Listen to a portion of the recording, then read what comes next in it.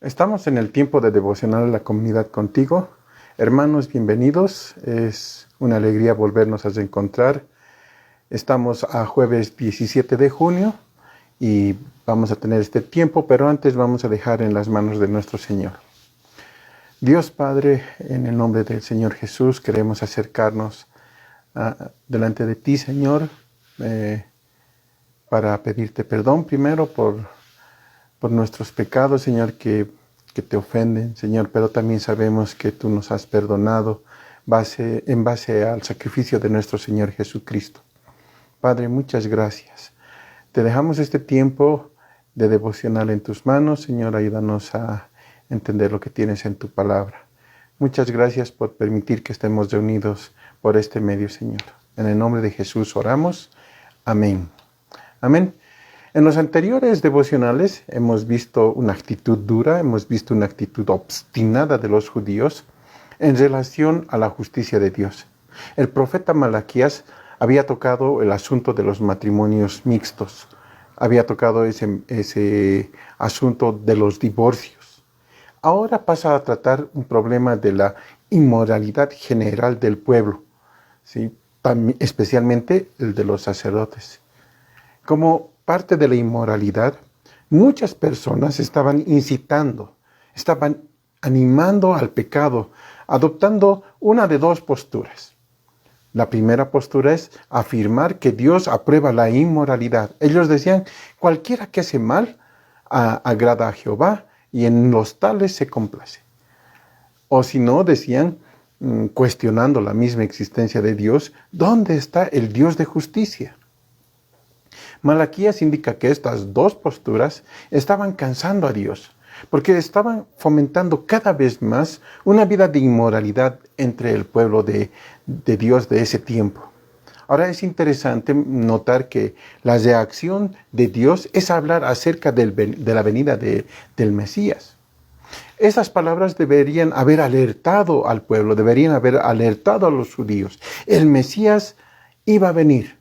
No tanto para juzgar a sus enemigos, sino para juzgarles a ellos, para juzgar a su pueblo. Entonces, Malaquías introduce al mensajero de Jehová. En el capítulo 3, versículo 1, dice así la palabra de Dios. He aquí, yo envío mi mensajero, el cual preparará el camino delante de mí, y vendrá súbitamente a su templo el Señor a quien vosotros buscáis. Y el ángel del pacto, a quien deseáis vosotros, he aquí viene, ha dicho Jehová de los ejércitos. Al profetizar la venida del Mesías, lo primero que Dios dice es que enviaría a un mensajero, enviaría a su mensajero. Y también nos habla algo del ministerio de este. Pero, ¿quién era este mensajero? Este mensajero está descrito simplemente como mi mensajero. La expresión en hebreo es Malaki, del cual tenemos el nombre Malaquías. En primera instancia, se refiere al profeta que está escribiendo este libro. Sin embargo, en el Nuevo Testamento lo identifica claramente. Hermanos, esta es una profecía sobre Juan el Bautista. Este mensajero vino con un propósito muy claro. Vino antes del Señor Jesús para preparar el camino para el ministerio del Mesías.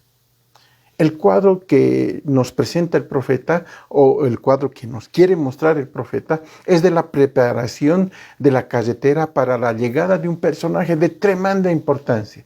Y no podía ser de otra manera, porque estaba preparando el camino para la manifestación de la gloria de Dios.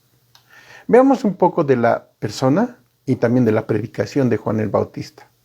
De acuerdo al texto, él fue enviado como un mensajero del cielo. La misma idea está expresada en Juan, capítulo 1, versos 6 al 8.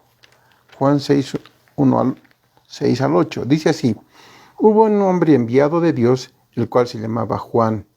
Este vino por testimonio, para que diese testimonio de la luz, a fin de que todos creyesen por él.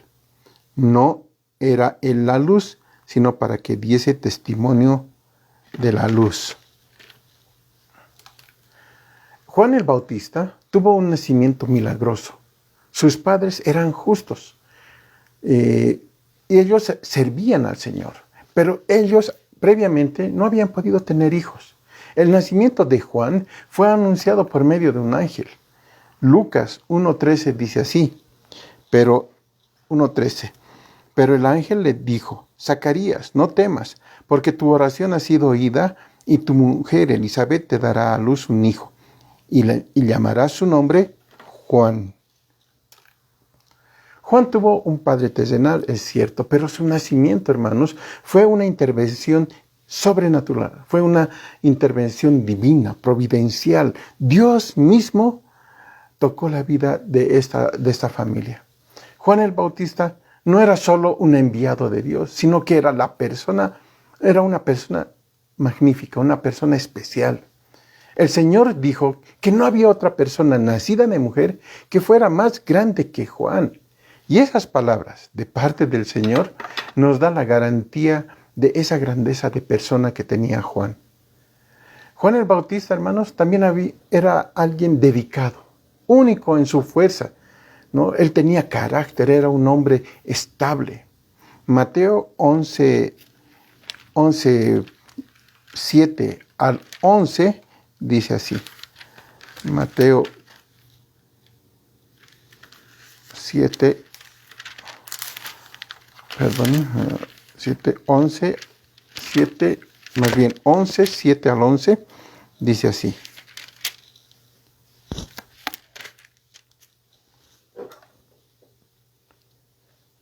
Mientras ellos se iban, comenzó Jesús a decir de Juan a la gente, ¿qué salisteis a ver al desierto? ¿Una caña sacudida por el viento? ¿O qué salisteis a ver? ¿A un hombre cubierto de vestiduras delicadas? He aquí los que llevan vestiduras delicadas en las casas de los reyes están. Pero, ¿qué salisteis a ver? ¿A un profeta? Sí, os digo, y más que profeta, porque este es de quien estaba escrito. He aquí yo envío mi mensajero delante de tu faz, el cual preparará camino delante de ti. Eso nos dice Mateo, hablando de Juan. Juan era una caña que no se doblaba con el viento. Era una persona muy estable, su carácter era muy fuerte. También tuvo gran valor. Él predicaba sin temor contra hombres de alto rango. Era un hombre con hábitos muy limpios. Él rehusaba aceptar lo que le podría corromper. Otra cosa que demostraba su fuerza de carácter era su vida sacrificada. Él no era un predicador que vivía con lujo. Él vivió como las personas a las que él estaba predicando. Su ropa era rústica, su dieta igual a la de la gente común y corriente. La misión de Juan el Bautista era específica. De acuerdo al verso que estamos meditando, él debería de preparar el camino para el Señor. Entonces, él dio testimonio de la luz. Esa era su misión. Consistentemente con la Biblia, y la Biblia misma afirma que Juan el Bautista vendría antes del Señor para preparar el camino. Él debería alistar al mundo para la venida del Salvador, para la venida del Mesías. Mientras estaba predicando en el desierto, él mismo decía que era la persona de la que hablaba el profeta Isaías. Él decía, yo soy la voz de uno que clama en el desierto, enderezad el camino del Señor. Junto con su misión de alistar al pueblo para la venida del Señor Jesús, Juan fue autorizado por Dios para bautizar a las personas que dieran un verdadero fruto de arrepentimiento. Verdaderamente Juan, hermanos, tuvo una gran misión, una misión muy noble. La predicación de Juan el Bautista era diferente a la predicación de los sacerdotes profanos de esos días y también de los días de Malaquías. También él predicaba con pasión, con fervor, él predicaba con urgencia. Su predicación estaba direccionada al problema de cada hombre. Predicaba del arrepentimiento y no tenía temor de predicar la verdad. Una evidencia está en que él reprendía a los fariseos que iban a pedirle que les bautice. En Mateo capítulo 3, 7 dice, al ver que estos mismos fariseos y los saduceos también iban y le pedían bautismo, él les decía, generación de víboras. ¿Quién nos enseñó a huir de la ira venidera? Y saben, hermanos, no solamente reprendió a los grandes religiosos de ese tiempo, sino que reprendió al mismo rey Herodes por esos hechos de adulterio que estaba haciendo. Esta reprensión, el hablar la verdad, terminó en la decapitación de Juan el Bautista. Nosotros necesitamos más mensajeros de Dios.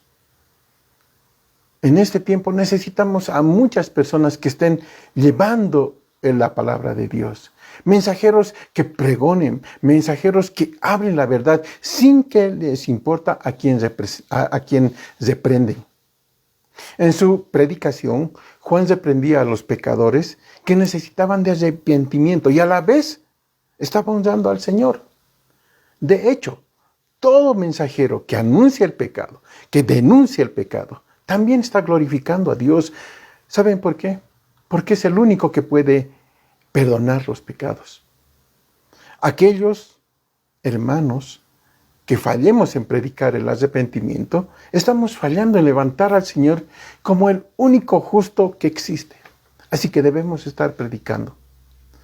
Hermanos, debemos recordar que Juan dijo que le era necesario menguar para que el Señor Jesús fuera engrandecido. Explicó y afirmó que Él venía, que el que estaba viniendo después de Él era muy superior. Y eso nos demuestra el verdadero carácter de Juan, su humildad, su sumisión a su Señor.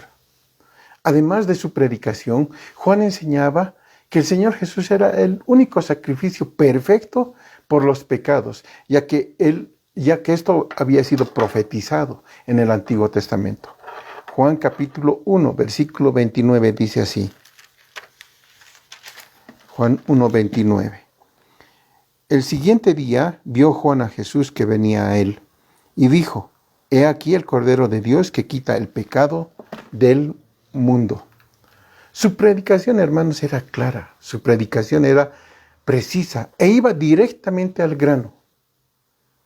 Este es el Cordero de Dios que quita el pecado del mundo.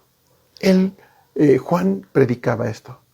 Y cuando él predicaba la palabra de Dios, hacía que muchas personas lleguen a estar conscientes de su pecado. Él les hizo ver claramente que Dios estaba enojado, que estaba molesto, que estaba con ira contra el pecado.